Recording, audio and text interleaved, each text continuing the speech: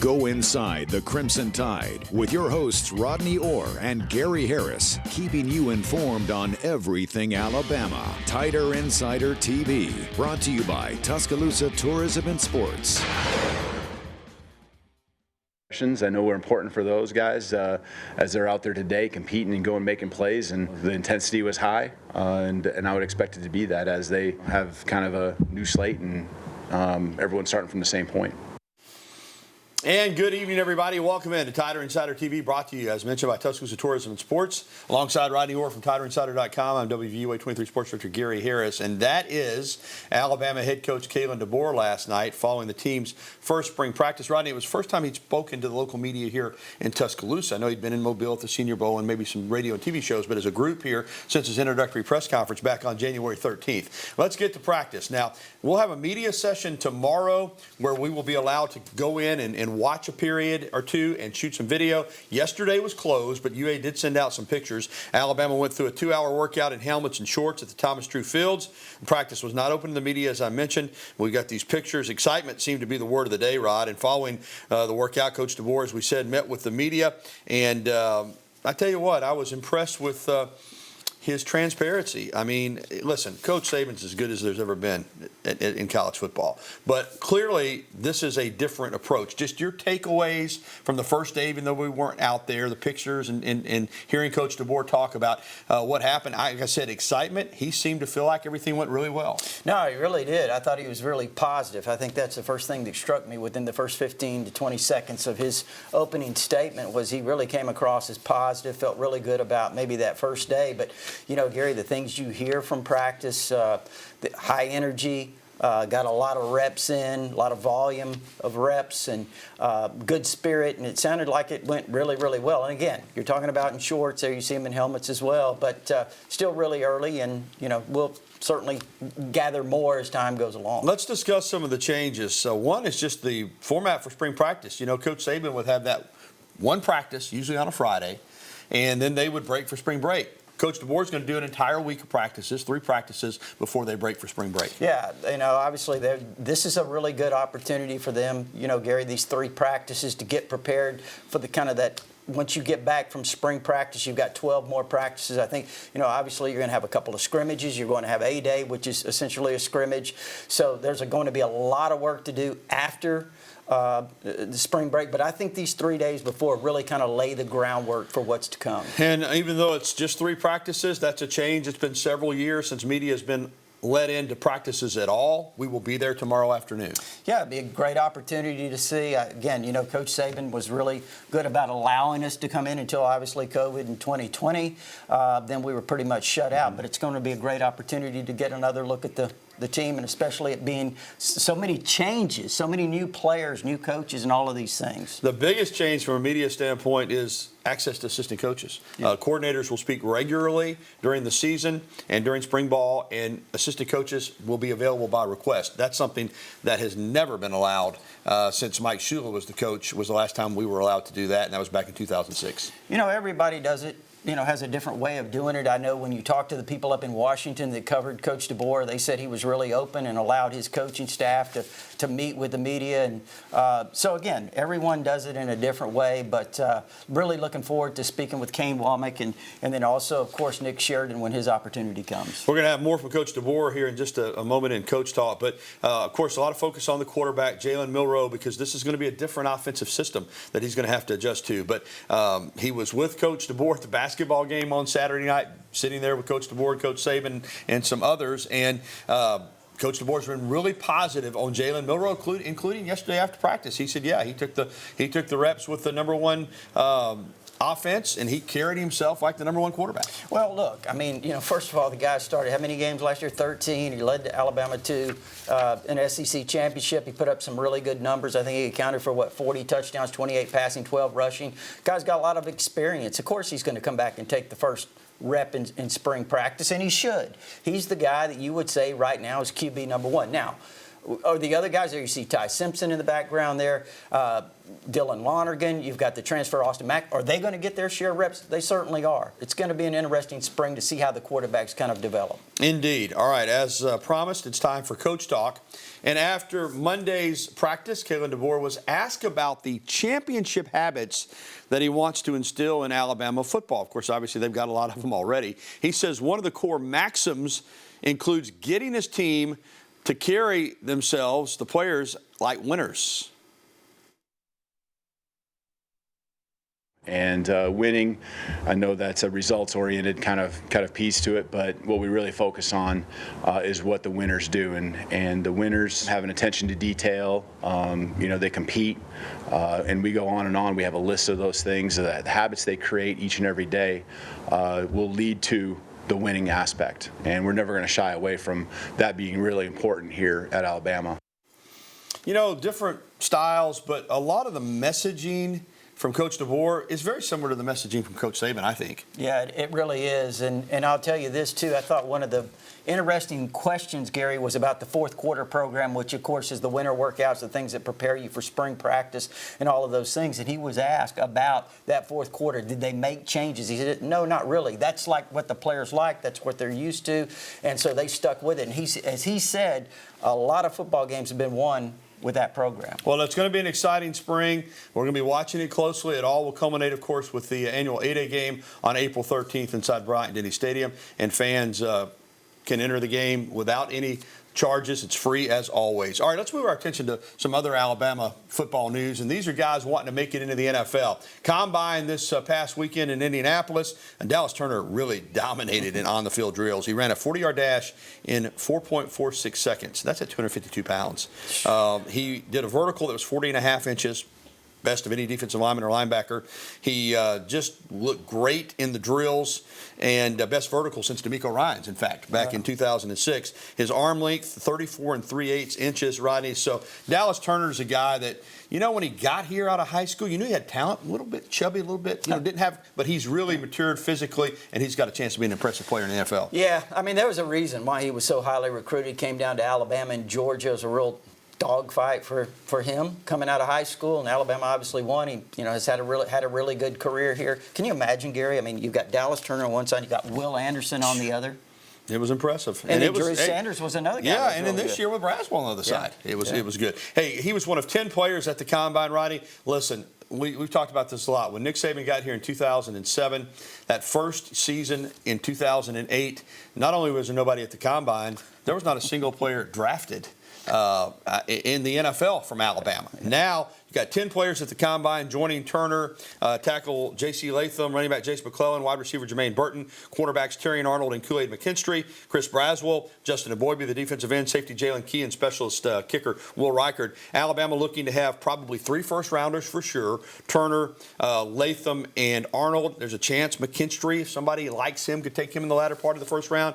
So Saban's gone, but his tradition of turning out first-round NFL draft picks is going to continue for one more year. Yeah, at least. And I think there's guys next year, obviously, too, that he'd recruited. But, Jermaine Burton ran a really good 42. I think he turned a 4.46. And I really didn't see, Gary, and I ask you, did Kool-Aid even run? He didn't run. He didn't. No, he's got that Jones fracture. Yeah, so he's got to get well. I think they're saying he's going to shoot for running here at the Pro Day, but we'll have to see how it goes with that injury situation. Well, still to come on Tider Insider Television, Alabama football gets its first official Kalen DeBoer commitment for the class of 2025, but he's a former commitment who then was a commitment for Auburn. So, it's big news that happened over the weekend. Also, Alabama women's basketball. How about this, Rodney? They won 10 games in the regular season for the first time since the 90s in the SEC. They're a number 4 overall seed, which means they get the double bye. They're going to the SEC tournament this week in Greenville, South Carolina with momentum. We'll talk about that and also hit on men's basketball. And we'll be getting to your phone calls, emails, and tweets. We'll go ahead and post the number.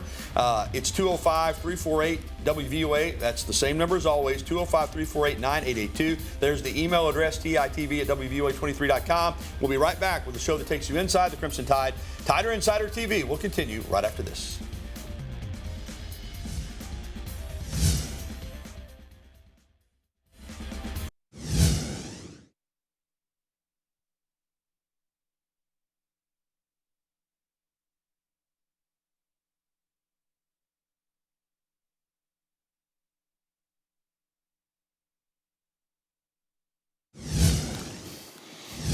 And welcome back to Tider Insider TV, brought to you by Tuscaloosa Tourism and Sports. Remember, visit Tuscaloosa. Alongside Rodney Orr, I'm Gary Harris. We just showed you the combine, a bunch of more former Alabama players going into the NFL. But you know what Kalen DeBoer wants to do? He wants to keep that pipeline going. And how do you do that? Well, you recruit the best high school players, because more times than not, they're going to make the best college players, and then the best college players usually make the best NFL players. Are there exceptions? Sure.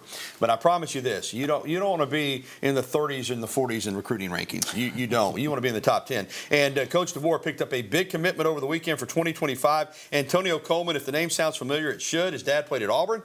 He goes to Saraland High School, same high school as Ryan Williams and quarterback KJ Lacey that Alabama has looked at. And he was committed to Alabama. Then when Coach Saban retired, he flipped to Auburn. But Rodney, it was nice to see Coach DeBoer be able to come in here, you know, and show him that Alabama football is still going to be, you know, at the top, and he flips from Auburn back to Alabama. Yeah, I think it's a great sign. I tell you, and we've seen several of these already, you know, with Ryan Williams and, you know, a lot of people saying, can Kalen DeBoer come in from another region of the country, the far west, and recruit down here? Obviously he can.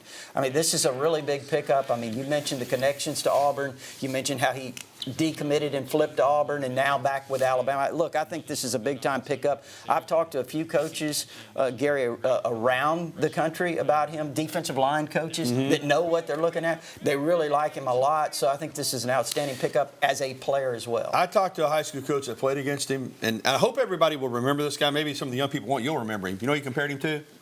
He asked me, he said, Gary, you remember Warren Sapp? I said, yeah. He said, listen, he's that quick off the ball. Wow. He said he is, 6'2", 285, 62 tackles last year, 22 tackles and a half tackles for loss during his junior season. So keep an eye on him, and that's big news for Alabama. All right, Ryan, let's stay with recruiting. Of course, you know, for Coach DeBoer to come in here after Coach Saban retired kind of abruptly, you know, there was a lot of uncertainty. But Coleman from Saraland, and before that, shoring up Ryan Williams. So those two guys, one's coming in this summer, Williams, Coleman will be here next year. You've already alluded to it with Coleman, but those two guys were critical recruits, because the truth of the matter is, if Alabama hadn't gotten Williams, he was probably going to go to Auburn, and Coleman was, you know, committed to Auburn. No, look, I think it's incredible, to be honest with you. I've been following this a long, long time, and you kind of get a vibe and how things feel, you know, during the recruiting process. And I thought when Coach Saban stepped down, I thought, wow, this is going to be really tough. But the job that Kalen DeBoer and his staff did coming in, retaining the current players that they have, the job that they did there, retaining the commitments that they had. Yeah, you lost Julian Sayin and you lost Jameer Grimsley, but you got Austin Mack as a transfer. And the transfers that they brought in, the latest one, of course, Keon Sabb, and now you flip. Antonio Coleman, of course, go back to Ryan Williams. He had been committed to Alabama for a long time. He decommits. You don't think he's coming here, right? Right. And then, you know, 15 days later, Kalen DeBoer has him back in the fold. So anyone that really kind of questions whether or not Kalen DeBoer and this staff can recruit, I think they're putting those to bed. Yeah, the goal will be to keep recruiting near the top of the rankings, just like under Nick Saban, and Alabama under DeBoer is off to a good start. All right, let's talk women's basketball. Alabama did something this year that's special for a program that's been trying to get among the upper echelon of the SEC. What happened? Alabama finished 4th in the regular season with 10 conference wins. That means they're the number 4 seed, which gives them the double bye, which is critical. You know, Rodney, you're already, you know, moving it on without having to play. They finished it off with a 78-71 win at Texas A&M on Sunday. This is video of Crimson Tide in action against Florida. Of course, Sarah Ashley Barker's been phenomenal. Now, they're in South Carolina's bracket. But who cares? I mean, you're the number 4 overall seed. The tournament's going to begin later this week up in Greenville, South Carolina. Rodney, major accomplishment for Alabama women's basketball this year. You know, you and I had talked about this a few years ago, and Christy Curry obviously came here with a lot of had a lot of success, and you know, people were wondering when is Alabama going to finally turn the corner, and it looks like they have. Yeah, they have. All right, let's get to men's basketball, because there was a huge game. Pardon me, choked up because I'm so disappointed Alabama lost. This past Saturday night, I was there, Rodney. The lid, or the roof, however you want to say it, came off Coleman Coliseum. That was as good a crowd as I've seen in years. The place was electric. Unfortunately, Alabama and Tennessee tied for the lead in the SEC, coming in at 12-3 in the conference, and Tennessee gets the win.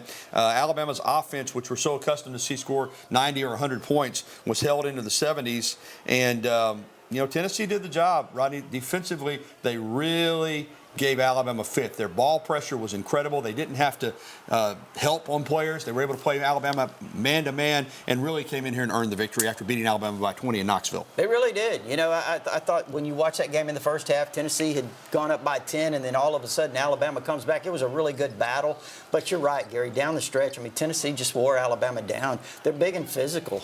I mean, this is a really good defensive basketball team, as you mentioned. They really put the pressure on the ball and created some problems for Alabama. Bama held Dalton Connect to 13 points. If you told me they were going to hold Connect to 13 points, I told you they would have won, but it didn't happen. Alabama, another big game tonight. They're at Florida, under 4 timeout in the first half. The Tide's down again, 31-23, struggling to score again tonight. Now, Alabama may not win the SEC championship, but they need to make sure they get one of those top 4 seeds themselves. And this would be a costly loss tonight at Florida. We'll keep you updated on, have an update on that score before we close it out. All right, Rodney, let's talk a little bit more basketball before we hit to the break. And we've got Alabama women, as we said, in the SEC tournament for the men next week. One final thought on Alabama men's basketball. Again, I was hoping they'd win the regular season championship. They still could. They better win tonight, or they got no shot. Get a piece of it. But still, when you look at what they lost from last year, this has still been a really good season for Alabama. Look, I think it's been incredible. I mean, you know, when you talk about the turnover in staff that he had, you talk about the turnover in personnel, it's been pretty amazing. Let's take that women's video down if we don't mind. Okay, we're talking about the men right now. Let's take the women's video down. But yeah, I'm with you, Rod. They have had a really, really good year and need to come back and make this a game down in Florida and get a win tonight. All right, we don't have any phone calls right now, so let me give you the number again. We've got 205-348-WVUA is the number. And when we come back, Alabama softball hosted its Crimson Classic over the weekend. Tide played well, but did lose its first game of the season. We'll have the latest on that. There's the phone number again, 205-348-WVUA, 348-9882. Phone lines are open. Let us hear from you. We'll be back after this.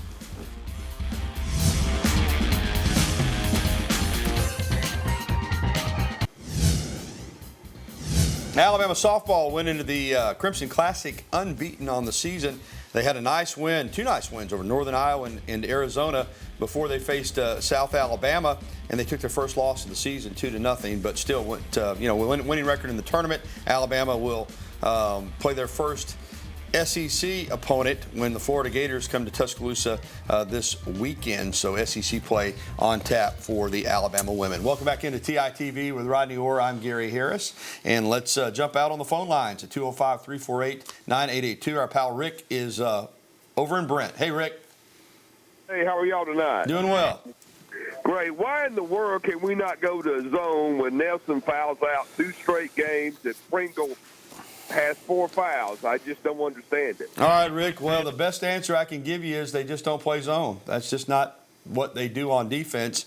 And in fairness, 2 of those fouls that Nelson got, including the one that fouled him out, were offensive fouls. They weren't on the defensive end. They were illegal screens. So I understand what you're saying in regards to trying to protect guys, but you know, they're a man-to-man principle defensive team. That's just what Nate Oates believes in, Rodney, and that's what they do. And again, the 2 of the fouls on Nelson were offensive fouls, Rick, not on the defensive end. But listen, that's something if they continue to foul guys out that they may have to look at. All right, let's go to our email question of the day, and it's brought to you by KDM Service Corporation. KDM Service Corporation, serving your family like our family. For all your heating and air conditioning needs KDM Service Corporations. All right, here is the question. I still don't understand why Caleb Downs left. It's more of a statement, I guess. Marty in Meridian, Mississippi. Rod, I'll let you start off. I'll just say this. I think, and this is my opinion, I think that he had a really big financial opportunity at Ohio State. And you can say what you want. I think that had to play a role in it because from a football standpoint, he had everything right here. He was a freshman All-American. He's arguably would have been the best player on the team this year. This system, this scheme, this 4-2-5 really is a safety-friendly defense. So my only answer from my standpoint, Rod, is, I think he got a really good offer to go up there. No, I think that's a really big part of it. I think, too, when he came out of high school, it was Alabama, Ohio State, and Georgia. obviously chose Alabama, and I think a lot of that was Nick Saban. I really do. Yeah, and I think when Saban stepped down, that certainly opened the door. And look, his father has been a coach too, is a coach, and has some connections at Ohio State. I think he's really good friends with one of the Ohio State secondary coaches. So that probably played a role, but I agree with you, Gary. I do think there was something NIL-wise that was an enticement. All right, Rodney, more phone calls are on the way, 205-348-9882. Let's hear from you, Tider Insider Nation. We'll be right back after this.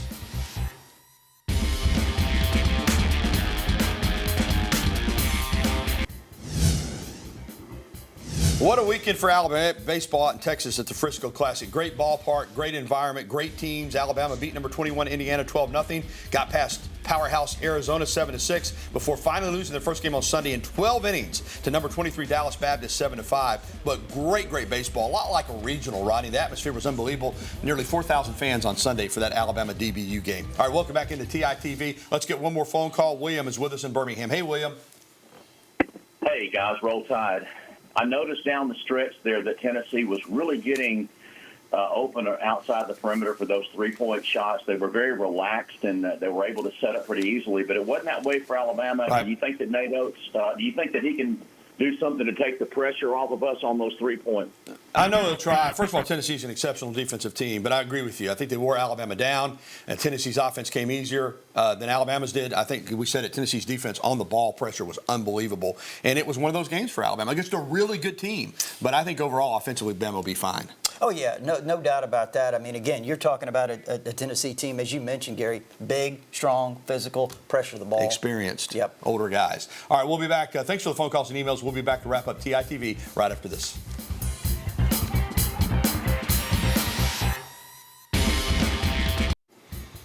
Former Bama men's golfer Nick Dunlap, who won a PGA Tour event just a few weeks ago as an amateur. That's why he's now a pro. First PGA Tour hole-in-one this past Friday at the Cognizant Classic down in South Florida. How about that?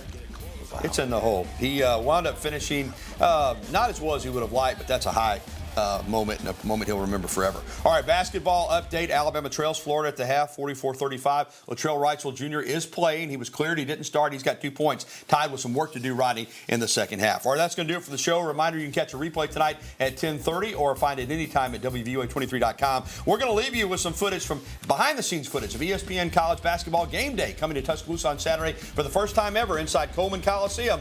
TITV will be back next week at 6:30. Have a great night, everybody.